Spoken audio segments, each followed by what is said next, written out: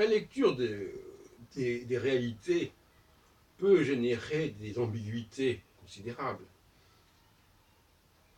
Par exemple, prenons le mot union. C'est un mot qu'on trouve beaucoup dans le monde politique, au niveau des pays, notamment. L'URSS, c'était l'Union des républiques socialistes soviétiques. Le Royaume-Uni, le RU, c'est toujours la notion d'uni, United Kingdom. Les Nations Unies, c'est United Nations. Et bien entendu, les États-Unis, USA, c'est United States of America. Donc, qu'est-ce que ça veut dire l'union ici? Ne parlons même pas de l'Union européenne. L'union, c'est justement le constat de la désunion. C'est justement pour contrebalancer le processus de désunion que l'on parle d'union. C'est pour ça que la notion d'union s'oppose à celle de nation. Car la nation, c'est justement quelque chose qui n'a pas besoin d'union, puisqu'elle est là, elle est déjà là. L'union, d'ailleurs on parle de l'Europe des nations, l'union, c'est quand on veut mettre ensemble des nations, des entités différentes. Donc ne considérons pas que lorsqu'on emploie le mot union, ça signifie qu'on soit nationaliste, au contraire. C'est pour cela que je pense qu'on peut opposer le fascisme et le stalinisme, si on veut, ou le communisme soviétique, sous cet angle-là. Nous rappelons que le mot nazi vient du mot nationalismus, national, c'est un mot français d'ailleurs. Donc nazi, national, voilà. Et donc le nationalisme, c'est le nazisme est nationaliste.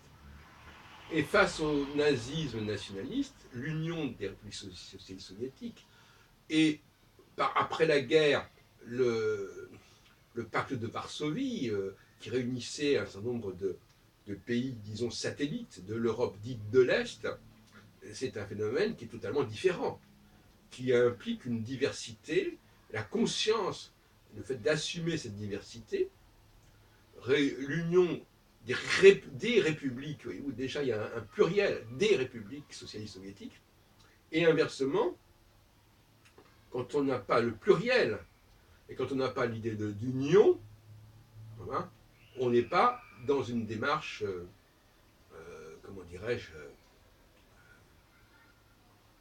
d'ouverture et de reconnaissance de la différence. Donc, il y a d'un côté l'union des ceci et des cela, l'union des pays, l'union des nations à l'ONU, et de l'autre côté, il y a les nations, la nation, qui serait la référence par excellence, indépassable en quelque sorte. Alors, cette dualité, elle est complexe parce que sur le plan cyclique, les choses ne restent jamais en l'état. Je veux dire par là qu'il y a toujours un moment où on passe de la notion de nation à la notion d'union, un autre moment où on passe de la notion d'union à la notion de nation. C'est un processus qui se déroule, selon mes travaux, tous les 7 ans. Mais au bout de 3 ans et demi, on est déjà en train de passer d'un état à un autre, d'une phase à une autre. Par exemple, on peut dire, sans trop risquer de se tromper, que dans 2-3 ans, par exemple, le débat politique sera totalement différent de ce qu'il est actuellement.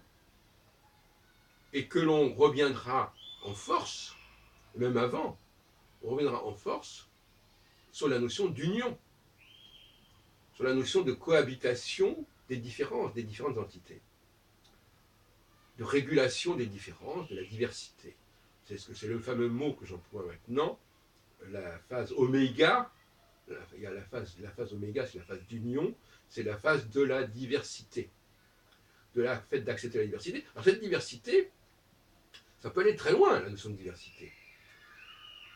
Et je voudrais parler, dans la foulée, de la question économique. Car on ne peut pas dissocier les enjeux économiques de ces questions d'union. On sait par exemple que la France a grande partie de son commerce d'exportation et commerce extérieur avec l'Union européenne, justement. Et donc finalement, c'est dans le cadre de ces unions, plus ou moins importantes, plus ou moins étendues, de ce qu'on appelle aussi, à mon avis, les empires, sans employer ce mot-là dans un sens négatif et péjoratif, que l'économie se joue. Hein. À partir du moment où vous êtes un partenaire commercial de tel et tel pays, vous faites partie de son réseau, de son système, et inversement. Donc le nationalisme se heurte aussi à la question économique. Hein. Parce que si chaque nation se protège, voilà. Donc le libre-échange, c'est aussi une forme d'union, sauf peut-être, mais c'est quand même une forme d'union.